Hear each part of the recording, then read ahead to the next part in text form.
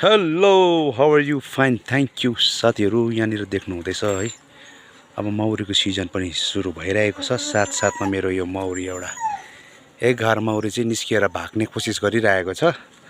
तर अब क्विन गेटको फाइदा त यतिको हुन्छ साथीभाइहरू है।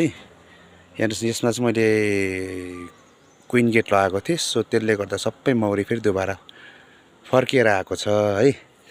र अब के कारणले यो भाग्ने कोसिस गर्यो त्यसले गर्दाखेरि चाहिँ अब यसलाई हामीले जब यो बसिसक्छ भित्र, हामी अवलोकन गरेर भित्रको परिस्थिति स्थिति यसको के कस्तो छ त्योहरू हामीले समय समयमा चेक गर्दै गर्नुपर्ने हुन्छ है। अब चाहिँ यो सिजन चाहिँ मौरीहरू यतिलाई चाहिँ घर त्याग गर्छ है। पुरानो घर छोडेर नयाँ घरतिर यिनीहरू जाने गर्छ, नयाँ जग्गाहरूतिर जाने गर्छ। किनभने अहिले फुलको मात्रा एकदम कम्ती छ है, बर्खा पनि लाग्दैछ र यिनीहरूलाई अब त्यो नेक्टरको कमी हुन्छ।